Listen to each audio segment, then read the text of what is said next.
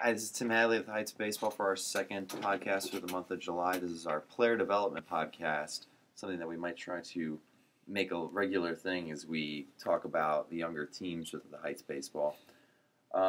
We kind of installed a new system for the Heights, new structure.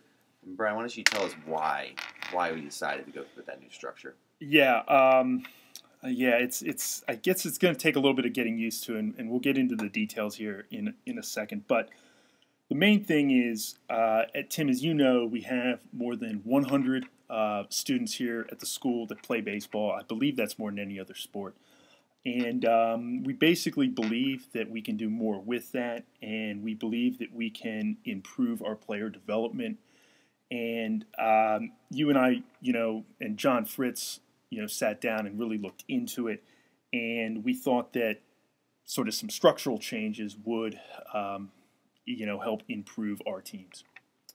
So, this is where we're going to get a little confused. I know you and I are confused. Yeah, I'm already confused. But right. Let's kind of talk about. So the varsity will remain the varsity for all encompassed purposes. But it'll be 9th through 12th graders will be eligible. You'll still be the head coach. John will still be on the staff, et cetera, et cetera. Yes. And then the 6th grade will remain the 6th grade. It's just the name is going to change to the rookie level. Yes. I guess the easiest thing to do is to start with what is staying the same. Varsity is varsity. 6th grade is 6th grade. We're going to call the 6th grade the rookie team, similar to how they have in the major leagues. Your first entry into pro ball, you go to rookie ball. Your first entry into the Heights baseball will be at 6th grade. That'll be our rookie level. And John Fritz will still be the head coach there. John Fritz will be the head coach. That will be open to 6th graders at the school. 6th grade is going to be 6th grade, same as it ever was. Okay, so let's now talk about the changes. Sure. We used to have 3 teams between varsity and 6th grade, 7th, 8th, and JV. Yes. Those teams have now been replaced by 4 different teams. Yes. 7th grade, 8th grade, and JV are gone. They've been obliterated. Okay, they do not exist anymore. In their place is now 4 new teams. Okay, and the 4 new teams, I guess, have 3 different levels. Now, let's start with the A level. Okay, the A level is going to be 7th and 8th graders, okay, are eligible to play at the A level. And the A level has been divided into 2 teams, the red and the white team. Now, this is important as well. The red and white team are not being divided by grade, nor are they being divided by talent. Okay, the red and the white team are going to be essentially divided in terms of, we're going to try to make the teams as equal as possible. And the red and the white teams are going to play other area middle school teams. They may play the same teams. They may play each other. But they are basically being divided sort of right down the middle. The 7th and 8th graders will be split up into 2 teams. We're going to try to make them as equal as possible. Okay, that's not something we're going to guarantee, but we're going to attempt to make them as equal as possible. And that is how we're going to do it. We're not going to do A and B as like a lot of middle schools do. And both you and I never liked 7th and 8th grade. And that's how it's going to work. I think the big thing with the A level will be that players don't simply move from one grade to the next. Correct. They are separated based on their chance to get more opportunities. Correct. To learn and develop as baseball players. So rather than a player gets stuck behind their 2 catchers and one of them is very good and the other one just gets stuck behind him. Right. This way we can kind of get them both opportunities to improve. Right. There are a lot of different details we can go into, but the main thing is that we're going to try to allocate the players to the teams that will best suit their development. And the catchers thing you bring up is a very good one. Of course, catchers are very good. Catchers are very difficult to find. Sometimes you might have sort of 2 good catchers in one grade, and if, let's say, they were both playing 7th grade ball, one plays over the other, and both, one develops and one doesn't. This will allow the coaches, the staff, you, and the other coaches to evaluate it and then allocate the players to the team sort of accordingly.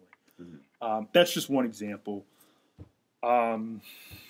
We can go on and on, but I really think that this is going to work. It's a unique, a thought, and I think it's one that's kind of overdue for us, and I think it's going to be fabulous. So, talk us kind of through the benefits. There's scheduling benefits between the two, and beyond. We don't want the A and B. We don't want the stigma of A and B because we don't want to kind of put players into two different classes. Of these are the good players, these are the not good players. We kind of want everyone to be on equal footing. Why don't you talk us through the scheduling benefits of this move? Right. Yeah. And let me just real quick, I'll add the drawbacks of A and B is, for example, if you have an A team and a B team, a lot of times, the A team is sort of considered the important one, and that gets, this resource and that resource, and the B team is kind of, they get a few games scheduled, and it doesn't really work out. What this does is it incorporates all of the players at that level, into different teams, and it puts them all essentially in competition with one another. Now, the scheduling thing, which you said, as you know, teams in this area will cancel a middle school baseball game for the threat of 2 drops of rain, or they can't find the keys to their bus. Middle school baseball is very difficult to schedule. You have the limited field space in this area, which is basically, an urban area. It's overbuilt, and a baseball field is not a economically feasible use of land. So you have limited field space. You have limited field time because varsity tends to take precedent. So what happens is these middle school teams, let's say a middle school team will schedule 10 games. Well, in reality, they end up playing 5 or 6 of them because of weather, conflicts, school conflicts, so on and so forth. What this does is our teams, yes, they'll still play outside teams. However, we now have essentially a bit of a backup plan in that if you have 2 equally allocated teams, they can play each other. And these teams are going to have some games scheduled against each other. In fact, we're going to have a series at the end of the year where they play each other.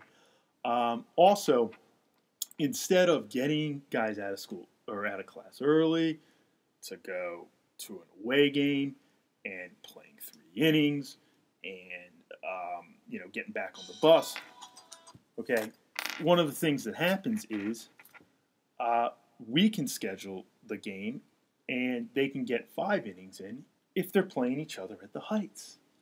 It's essentially easier, and it guarantees the guys, more games. It guarantees them sort of more development. It also gives us something of a say in how their scheduling is going to be, as opposed to being beholden to the whims of some of these other schools. All right, sounds good. Yeah. Now, with the coaching staff, has that been set for that level? Because now we have, instead of 7th and 8th grade coaches, we have red and white coaches. Yes. No, that has not been settled. We have vacancies for those positions. Well, I shouldn't say vacancies because, the teams were just created. But we have begun interviewing candidates. We plan to have some sort of announcement on that, I hope, by early next week. At least one of the positions filled. Mm-hmm. But, yeah, we're going to hire coaches for the red and the white teams. Okay, so they'll have separate coaches. Correct. The red team will have a coach. The white team will have a coach. Now, how is it going to work if, let's say, the white team has a game and they don't have enough players? Well, are you going to pull guys over from the red team? No, that would not be the intention. I suppose if it meant the difference between playing a game and not playing a game, yes, we would do that. If it I'll tell you this though. If